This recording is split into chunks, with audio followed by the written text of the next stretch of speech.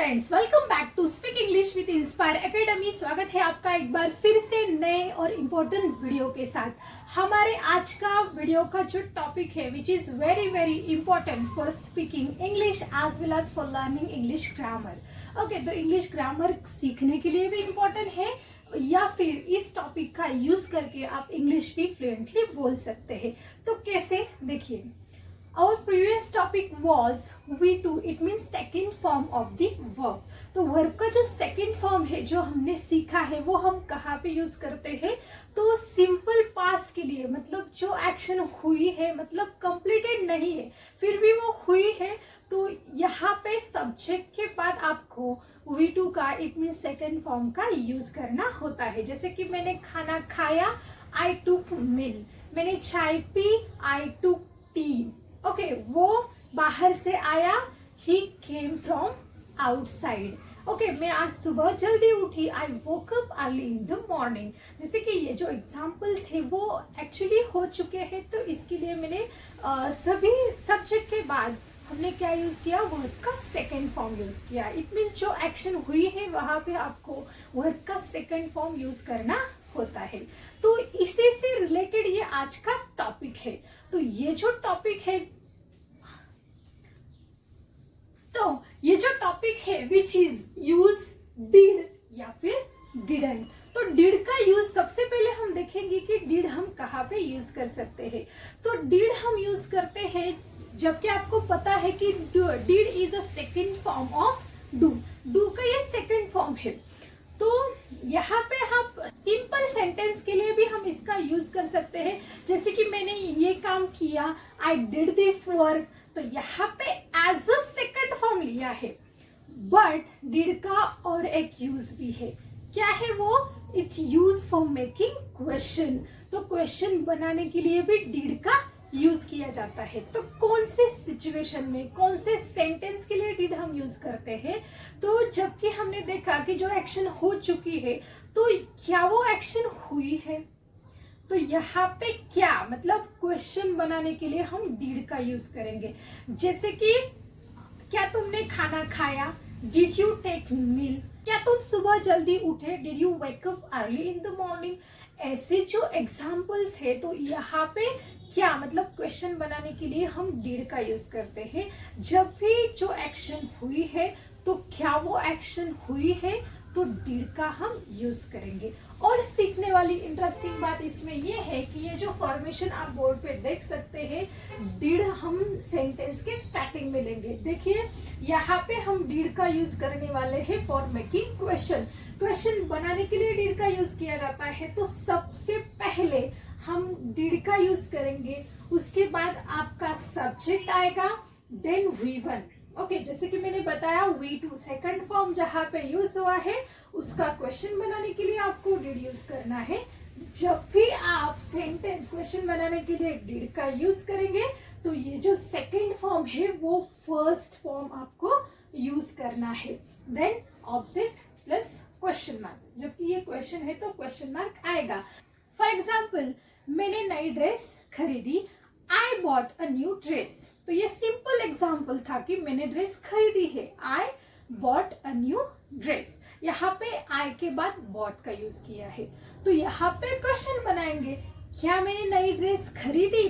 Did I buy a new dress? यहाँ पे bot की जगह जब भी आप डिड का यूज करेंगे, तो बॉट की जगह यहाँ पे क्या आएगा? बाय आएगा। It means second form turn into first form. Okay, देखिए, अभी इसका नेगेटिव सेंटेंस बनाना है। तो नेगेटिव सेंटेंस के लिए हम डिड नॉट का यूज करते हैं, या फिर in short you can use didn't. Okay, did not भी बोल सकते हैं या फिर डिडंट का भी आप यूज कर सकते हैं। बट ध्यान में रखना है कि नेगेटिव सेंटेंस के लिए आपको सब्जेक्ट के बाद डिडंट का यूज करना है, देन वर्ब का फर्स्ट फॉर्म यूज करना है, एंड देन आएगा ऑब्जेक्ट। वही एग्जाम्पल लेते हैं कि क्या मैंने ड्रेस, वही एग्जाम्पल लेते हैं कि मैंने नई ड्रेस खरीदी, I bought a new dress. क्या मैंने नई ड्रेस खरीदी? Did I buy a new dress? मैंने नई ड्रेस नहीं खरीदी, I didn't buy a new dress. तो नेगेटिव सेंटेंस के लिए भी आप इसका यूज कर सकते हैं। जब भी जो काम आपने नहीं किया, मैं सुबह जल्दी नहीं उठी, I didn't wake up early in the morning, उसने मुझसे बात नहीं की, he didn't speak with me. Okay, तो देखिए यहाँ पे हम डिड यूज करने वाले हैं क्वेश्चन बनाने के लिए और डिडंट का यूज करने वाले हैं नेगेटिव सेंटेंस के लिए। So let's take some examples. तो यहाँ पे एग्जांपल देखिए, फर्स्ट एग्जांपल है ही वेंट टू दिल्ली। अभी ये क्वेश्चन नहीं है, इट इज नॉट क्वेश्चन। तो यहाँ सिंपल एग्जांपल, सिंपल सेंटेंस है कि जो एक्शन हुई है वो दिल्ली गया। ओके, वो दिल्ली गया मतलब एक्शन हुई है। तो यहाँ पे जाने के लिए हम यूज करते हैं go and the second form is went. Okay, so sentence आएगा he went to Delhi, he went to Delhi. अभी इसका डिड का यूज करना है तो आपको क्वेश्चन तैयार करना है। क्वेश्चन कैसे, क्या वो दिल्ली गया, क्या वो दिल्ली गया। तो यहाँ पे क्या आएगा, did, did he go to Delhi. यहाँ पे क्वेश्चन मार्क आने वाला है बिकॉज यहाँ पे हमने डिड का यूज किया है। तो यहाँ वेंट है, इट मीन सेकेंड फॉर्म है, बट जबकि हमने यहाँ पे डिड का यूज किया है तो जैसे मैंने बताया कि वर्ब का आपको फर्स्ट फॉर्म यूज करना है। अभी क्यों करना है इसका रीजन बताती हूँ। डिड जो है ना, it's already past form, do का ये पास्ट फॉर्म है, जबकि हमने यहाँ पे ही पास्ट फॉर्म लगाया हुआ है तो आगे वाले को हमें पास्ट फॉर्म लगाने की जरूरत नहीं है। वहां पे आप प्रेजेंट फॉर्म यूज कर सकते हैं, फर्स्ट फॉर्म यूज कर सकते हैं। तो देखिए, क्या वो दिल्ली गया, did he go to Delhi. अभी नेगेटिव सेंटेंस की ओर बढ़ते हैं कि इसी सेंटेंस का हम नेगेटिव सेंटेंस बनाएंगे। वह दिल्ली नहीं गया, तो यहाँ पे इंग्लिश में क्या आएगा, he didn't go to Delhi. वो दिल्ली नहीं गया, he didn't go to Delhi और he did not go to Delhi. अभी देखिए, सिंपल सेंटेंस में हम सब्जेक्ट के बाद वर्ब का सेकंड फॉर्म यूज करते हैं। क्वेश्चन के लिए हम डिड का यूज करते हैं, जबकि हमने यहाँ पे डिड यूज करना है तो वर्ब का सेकंड फॉर्म नहीं यूज करना है, फर्स्ट फॉर्म यूज करना है।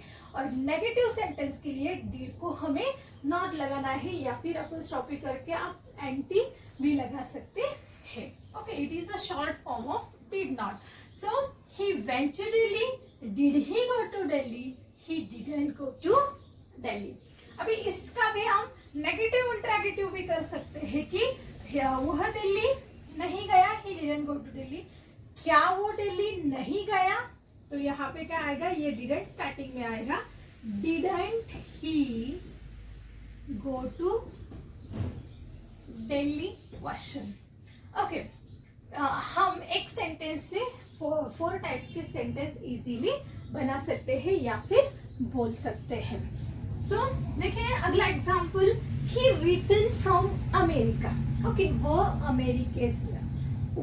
अमेरिका से वापस आया। तो वह अमेरिका से वापस आया, वापस आने के लिए हम यूज करेंगे रिटर्न। ओके, एन ईडी लगाया है यहाँ पे, रिटर्न का second form. So he return from America, वह अमेरिका से वापस आया। ओके, एक्शन हुई है। तो यहाँ पे क्वेश्चन बनाना है कि क्या वह अमेरिका से वापस आया। तो यहाँ पे आएगा, did he return from America, did he return from America. यहाँ पे क्वेश्चन बनाने के लिए हमने डिड का यूज किया है। लेट्स टेक नेगेटिव सेंटेंस, वह अमेरिका से वापस नहीं आया। सो ही didn't return from America. Okay, वह अमेरिका से वापस नहीं आया, he didn't return from America. क्या वह अमेरिका से वापस नहीं आया, यही didn't स्टार्टिंग में लेंगे। Didn't he return from America? Okay, 4 types of question, 4 types के सेंटेंस हम इजीली बना सकते हैं। Let's take next example. Next example is a meal, मैंने खाना खाया। तो यहाँ पे वर्ब का सेकंड फॉर्म यूज किया है, तो आप यहाँ पे सोच सकते हैं कि हैड ये तो हेल्पिंग वर्ब है, बट यहाँ पे मैंने एज ए हेल्पिंग वर्ब नहीं लिया है, एज अ एक्शन वर्ब इसको लिया है। तो यहाँ पे had is a second form of have. Have का ये सेकंड फॉर्म है which is similar to took. Took के लिए ये सिमिलर है। यहाँ पे आप यूज कर सकते हैं आई टुक अ मील और I had a meal. Okay, दोनों ही चलने वाले हैं। तो ये इसको सिंपल एग्जाम्पल है, इसका क्वेश्चन बनाते हैं। आई हैड अ मील, क्या मैंने खाना खाया? यहाँ पे डिड आएगा, डिड आई हैव अ मील, यहाँ पे हैड का बन जाएगा have. Did I have a meal, मैंने खाना नहीं खाया। आई didn't have a meal, I didn't have a meal। और क्या मैंने खाना नहीं खाया? Didn't I have a meal। यहाँ पे हमें सिर्फ सीखना था कि डिड का यूज कब करना है और डिडंट का यूज कब करना है, बट आपको अच्छे से समझ में आए इसलिए मैंने वर्ब के जो सेकंड फॉर्म के सेंटेंसेस है, इट मीन सिंपल पास्ट में जो सेंटेंसेस हम यूज करते हैं, समझने के लिए मैंने वो भी सेंटेंस लिए हैं। उसी का question it start with did, और नेगेटिव सेंटेंस को हम एंटी फॉर्म या फिर डिड को नॉट लगाएंगे, तब ये नेगेटिव सेंटेंस बन जाएगा। और नेगेटिव इंट्रोगेटिव अगर बनाना है तो वही डिडंट आप स्टार्टिंग में लेंगे, तो इसका भी क्वेश्चन बनने वाला है। Okay, let's take some more examples. क्या तुमने मुझे याद किया? Did you miss me? क्या तुमने खाना खाया? Did you take a food?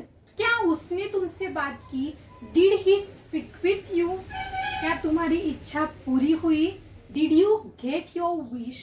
ऐसे एग्जाम्पल्स भी हम बोल सकते हैं। इट मीन्स आपको एज अ प्रैक्टिस आपको क्या करना है कि जो एक्शन हुई है तो उसके क्वेश्चन बनाना है, क्या ये वो एक्शन हुई है, ऐसे सेंटेंस बनाने हैं और वो इंग्लिश में ओरली ट्रांसलेट करने हैं। इससे आपकी प्रैक्टिस अच्छे से हो जाएगी। Thank you so much. Video अगर अच्छा लगे तो लाइक कीजिए और चैनल को जल्दी से सब्सक्राइब कीजिए। मिलते हैं अगले वीडियो में। Thank you so much.